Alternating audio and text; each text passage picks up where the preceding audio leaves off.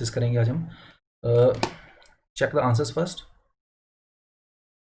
तो 16 है yes, 17 yes, 18 not given, 19 no, 20th no, 21 not given, 22nd yes, 23rd is B, 24 C, 25 A, 26 to 28 in any order A, D and E. Okay, now let's move to the analysis. तो हमारा question number 16 है, yes no not given है ये, ठीक है। Question number 16 है London zoos advertisements are dishonest. वो सच्ची नहीं थी, डिसऑनेस्ट थी एडवर्टीजमेंट्स उनकी, डिसऑनेस्ट हैं सॉरी, सच्ची नहीं है, ठीक है, ट्रुथफुल नहीं है।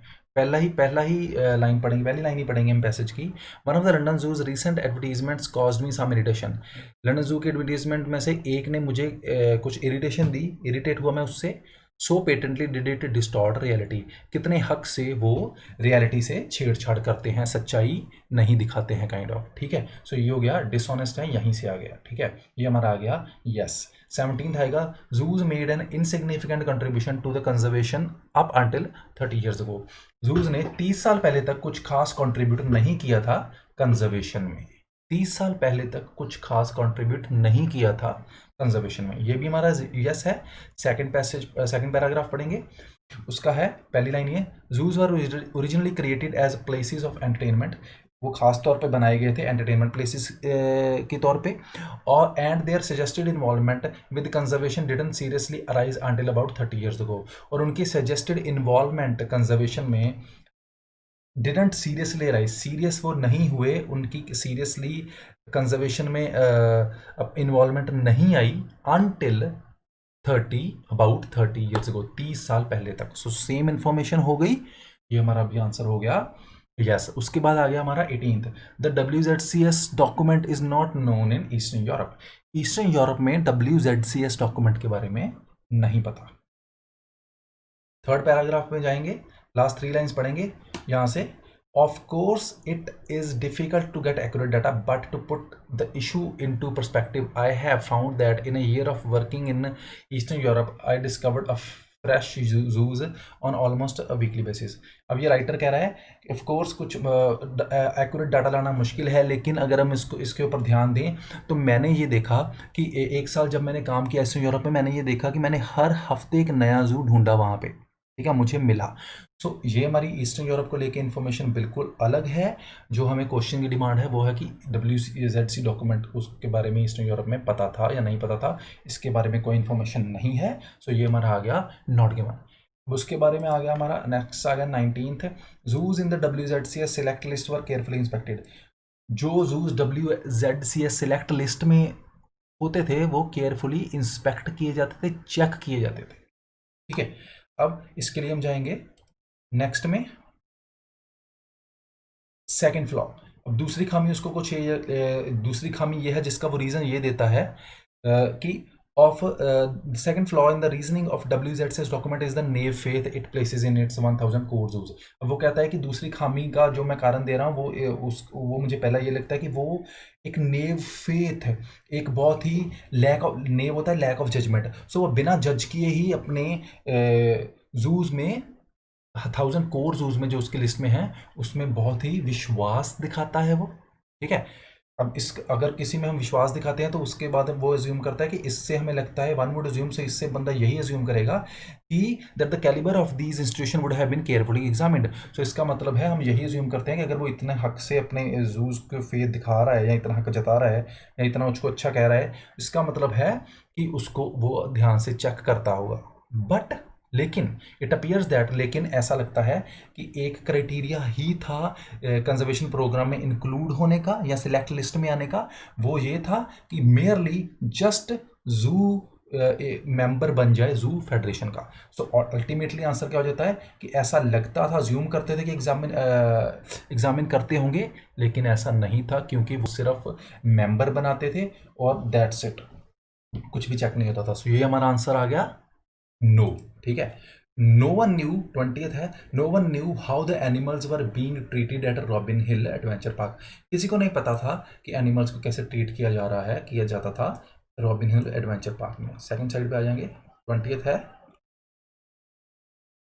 हाँ, इसका है फर्स्ट पैराग्राफ में है, these include Robin Hill Adventure Park on the Isle of Wight, which many consider the most notorious collection of animals in the country.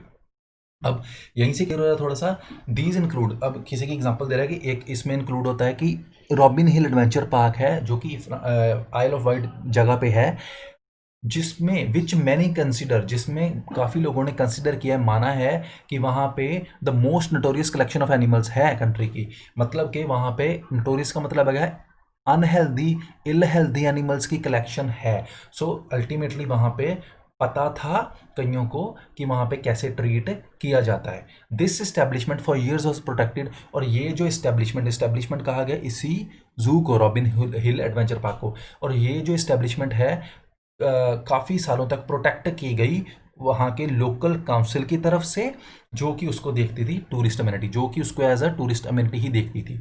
So obviously वो सिर्फ टूरिस्ट अमेनिटी देखते थे, वो वहाँ पे कंजर्व करने का कुछ नहीं करते थे। उनको पता था कि हमारी वहाँ पे हेल्थ कैसी है, और ये फाइनली उसका आगे है कि ये फाइनली बंद कर दी गई। ये फाइनली तब बंद हुआ जब किसी ने उसके खिलाफ कंप्लेंट की। सो ये हमारा क्वेश्चन था, किसी को नहीं पता था, तो यहाँ पे है कि many considered the most notorious, कई बहुत सारों ने माना कि वहाँ पे था। ठीक है, उसके बाद आ गया 21, Colin Touch was dissatisfied with the treatment of animals at the London zoos. Colin Touch जो था वो dissatisfied the treatment of animals at the London zoo, London zoo पे जैसे एनिमल्स को ट्रीट किया जाता था उससे वो खुश नहीं था। इसके लिए हम जाएंगे 21 के लिए, ये हमारा आंसर है नॉट गिवन।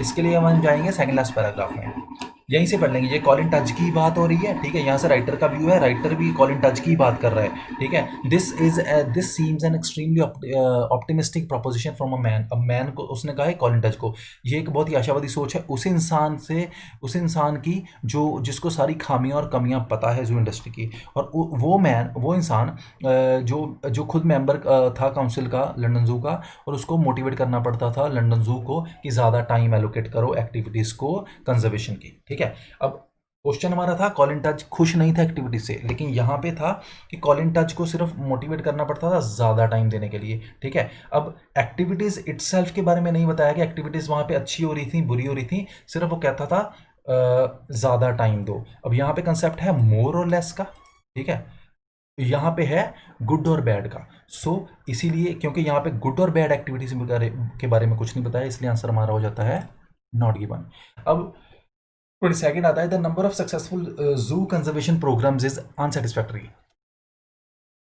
जितने भी प्रोग्राम्स सक्सेसफुल हुए उनका जो नंबर है वो अनसेटिस्फैक्टरी है। ठीक है, इसके लिए हम लास्ट पैराग्राफ में जाएंगे।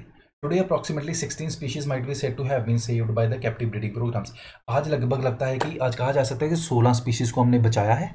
Although number of these can hardly be looked upon as a resounding success. फिर भी ये जो नंबर है इसको हम बहुत मुश्किल है देखना कि हमने बहुत बड़ा सक्सेस हासिल किया है। ठीक है, यहाँ से कुछ क्लियर हो रहा है कि जो भी हमने नंबर बताया है वो उसको बड़ा सक्सेस नहीं मान रहे, तो यहाँ पे है कि नंबर 1 है अनसेटिस्फैक्ट्री है, यहीं से ही थोड़ा सा क्लियर हो रहा है। अगर उसके आगे भी जाएं हम, although the number these okay beyond that about a further 20 species are being seriously considered for a zoo conservation programme. इसके आगे 20 और हैं जिसको हम कंसिडर मान सकते हैं कि जो एंडेंजर्ड हैं, जो जू कंजर्वेशन प्रोग्राम्स के लिए सूटेबल है नाउ। गिवन दैट, बस इसको लिंक करें अगर हम, इंटरनेशनल कॉन्फ्रेंस जो लंदन जू में हुई थी 30 साल पहले, ये काफ़ी स्लो प्रोग्रेस है। जहाँ से भी क्लियर हो रहा है कि जो उनका उनका एक मोटिव था, एम था, उससे वो काफ़ी स्लो प्रोग्रेस है 16 बचाना आज तक। ठीक है, सो ये अनसेटिस्फैक्टरी नंबर हो जाता है। उसके बाद आ जाता है, और उसके बाद and a long way of touch target of 2000, और टच का टारगेट था 2000 बचाने का, जो टच कहता है कि 2000 बचा सकते थे, उससे भी काफ़ी दूर है, क्योंकि टच ने पिछले पैराग्राफ में कहा था कि हम 2000 स्पीशीज़ बचा सकते थे। ठीक है, सो ये भी काफ़ी दूर है। सो इसके लिए ये हो गया अनसेटिस्फैक्टरी। 23 आ गया, what were the objectives of WZC document, WZCS document. अब उनका ऑब्जेक्टिव क्या था, उनका मुद्दा क्या था? उनका मुद्दा ये था कि हमने पहचानना है कौन से जू जो हैं वो सूटेबल हैं कंजर्वेशन प्रैक्टिस के लिए। ये हमारा B, to identify zoo suitable for conservation practice programme, क्योंकि बाकियों के बारे में, इसके बारे में कोई जिक्र नहीं किया गया। ठीक है, इसके बारे में भी कोई जिक्र नहीं किया गया, और इसके बारे में कोई जिक्र नहीं, ये इसका जिक्र किया गया है। ये हम जाएंगे 23rd में कि उनका मोटिव क्या था। 23rd के लिए हम जाएंगे पिछले पैराग्राफ, पिछले साइड पे, हाँ जी, थर्ड पैराग्राफ में आएंगे। तो WZCS estimates that there are about 10,000 zoos in the world. अब WZCS एस्टिमेट कर रहा है, वो उसका मोटिव यहीं से दिख रहा है कि वो अंदाज़ा लगा रहा है, उसने एस्टिमेट किया, उसने काउंट किया कि 10,000 जू है पूरी दुनिया में, of which around 1,000 represents a core quality of collection capable of participating in coordinated conservation programmes. उसमें से सिर्फ 1,000 ही ऐसे हैं जो कि रिप्रेजेंट करते हैं, जिसमें कोर क्वालिटीज़ हैं, मेन क्वालिटीज़ हैं कंजर्वेशन प्रोग्राम्स में पार्टिसिपेट करने की। सो ये यहाँ से कर रहा है कि वो पहचान रहा है कि 10,000 में से 1,000 जूज हैं जो वो सूटेबल है। तो ये आ गया हमारा 23rd। 24 आ गया हमारा, why does the writer refer to Robin Hill adventure park. उसने एग्जाम्पल क्यों दी राइटर ने रॉबिन हिल एडवेंचर पार्क की, इसका हमारा है to criticise, no sorry, to illustrate the weakness, C है हमारा answer, to illustrate a weakness in the WZCS document. ये दर्शाने के लिए, कमी या वीकनेस दर्शाने के लिए WZCS डॉक्यूमेंट की, इसलिए उसने इसकी एग्जांपल दी। इसके लिए हम सीधा सा जाएंगे सेकंड साइड पे, यहाँ पे रॉबिन हिल एडवेंचर पार्क की एग्जांपल थी। हाँ, यहाँ से हमने देख लिया कि वहाँ पे काफ़ी लोगों को पता था कि इल हेल्थ वाले एनिमल्स रखे जा रहे हैं, और काउंसिल भी उसको बचा रहा था क्योंकि वो उसको सिर्फ एज टूरिस्ट कम्युनिटी देखता था, मतलब वो उसको सिर्फ पैसा कमाने की पड़ी हुई थी काइंड ऑफ। लेकिन बाद में वो बंद कर दिया गया। अब यहाँ से आ रहा है as it was always a collection of डब्ल्यूज रिपीट, क्योंकि हमेशा से ही एक इसकी डाउटफुल रेपुटेशन रही है। ठीक है, हमेशा से ही इसकी डाउटफुल, वो उसी को रेफर कर रहा है पीछे रॉबिन हिल को। अब हमेशा से ही इसकी डाउटफुल रेपुटेशन रही है। सो एक बंदा जो है उसकी रिस्पॉन्सिबिलिटी है चेक करना, रिफ्लेक्ट करना कि क्या स्टैंडर्ड्स जू फेडरेशन सेट करती है जब वो ग्रांट करती है मेंबरशिप। तो यहाँ पे वो उसकी वीकनेस शो कर रहा है, जो कि उसने, इसीलिए उसने रॉबिन हिल एडवेंचर पार्क की एग्जांपल दी। ठीक है, अब हम आ गए 25 पे।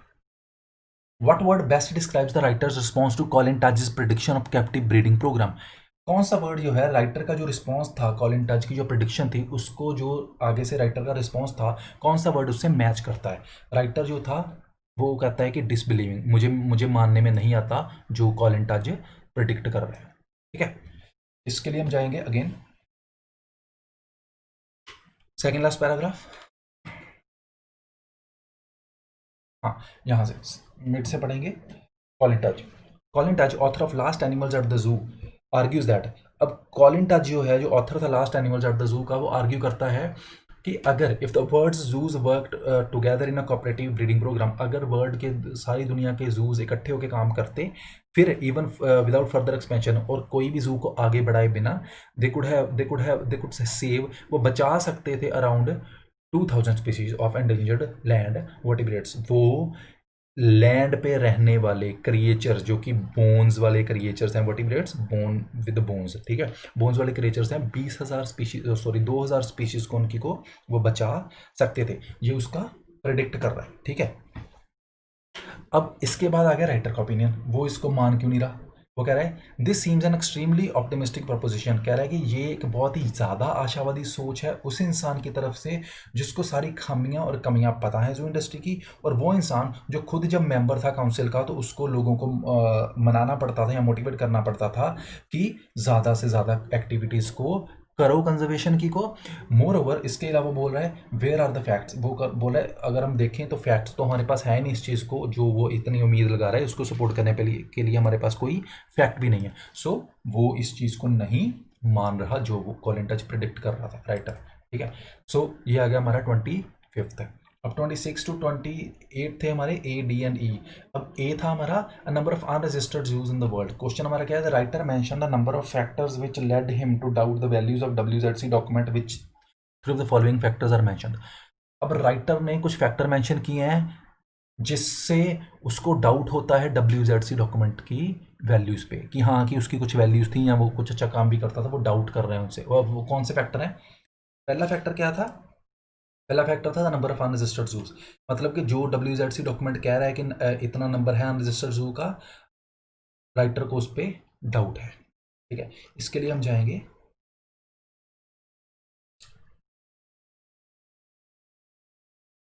इसके लिए हम जाएंगे थर्ड पैराग्राफ में या फोर्थ पैराग्राफ में, सॉरी।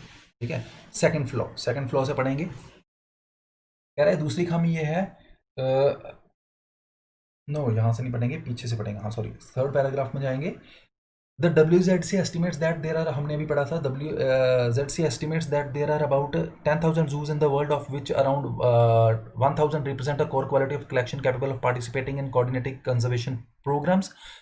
बोला WZCS ने एस्टिमेट किया कि 10,000 जूज हैं, जिसमें से 1,000 ही जो हैं वो कैपेबल हैं कंजर्वेशन के लिए।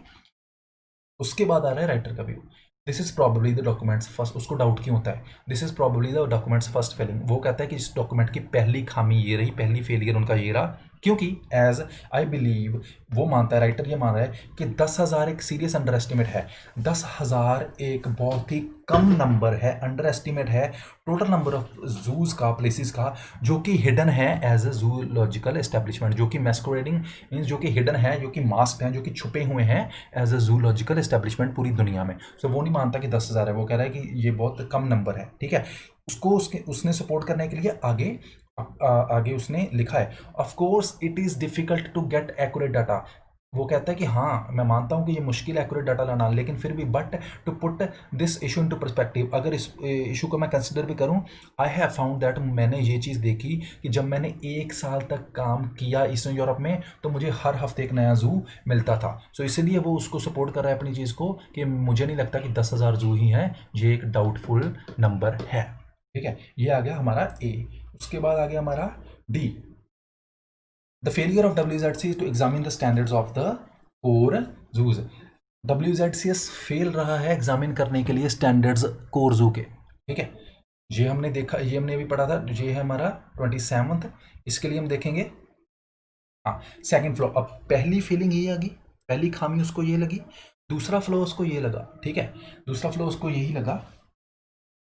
सेकंड फ्लो जो हमने क्वेश्चन पढ़ा था, सेकंड फ्लो यही है सिंपल सी, जो वो रीज़न देता है कि WZC डॉक्यूमेंट एक ब्लाइंड फेथ दिखाता है अपने 1,000 जूज में। इससे कोई भी बंदा अज्यूम करेगा कि हाँ भाई अगर वो इतना फेथ दिखा रहा है, ठीक है, तो भाई उसके स्टैंडर्ड्स उसको पता होंगे, वो अच्छे से चेक करता होगा। लेकिन ऐसा नहीं था, ये था कि ऐसा लगता है कि सिर्फ जो बंदा सिलेक्ट लिस्ट में, जो सॉरी जू सिलेक्ट लिस्ट में आ जाता था, इंक्लूड हो जाता था, सॉरी अपने आप इंक्लूड हो जाता था, उसके लिए उसको सिर्फ और सिर्फ मेंबर बनना पड़ता था जू फेडरेशन का, अपने आप वो इंक्लूड हो जाता था सिलेक्ट लिस्ट में। सो इसका मतलब ये है कि सिर्फ मेंबरशिप लेनी पड़ती थी, केयरफुल इंस्पेक्शन किसी चीज़ की नहीं होती थी। ठीक है, सो ये हमारा आ गया, अभी वहाँ पे फेलियर रहा है WZC का एग्जामिन करने के लिए। अब हमारा आ गया E, the unrealistic aim of WZC in the view of number of species saved to date. एक जितना उन्होंने एक अनरियलिस्टिक एम रखा था, कभी ना पूरा होने वाला अनरियल एम रखा था WZC ने, कि हम इतने स्पीशीज़ बताएंगे या जितने हम आज तक बचा सकें। इसके लिए हम लास्ट वाले पैराग्राफ में जाएंगे जो हमने अभी पढ़ा था, हाँ, जिसमें ये इस सारे की समरी यही थी कि 16 स्पीशीज़ आज तक बचाए जा चुके हैं और 20 हम कंसिडर कर सकते हैं जो कि कंजर्वेशन प्रोग्राम्स के लिए अभी हैं। अगर हम इसको लिंक करें 30 साल पहले जो कॉन्फ्रेंस हुई थी, ठीक है, ये काफ़ी स्लो प्रोग्रेस है। सो एक अनरियलिस्टिक एम उन्होंने 30 साल पहले रखा था, जिस हिसाब से वो पूरा नहीं हो सका, वो 16 पे रह गया या 20 पे ही रह गया। और अगर टच की भी बात करें तो वो आगे दिया था कि उसका टारगेट 2000 था, लेकिन उस हिसाब से भी सिर्फ 16 और 20 ही आए हैं। सो ये एक अनरियलिस्टिक एम था, इसलिए वो डाउट करता है उसकी वैल्यूज़ पे कि उन्होंने क्या किया। ठीक है, ये हो गए हमारे आंसर्स सेकंड पैसेज के। और अगर कोई आपको इशू आता है guys, please let me know, I will definitely help you out, and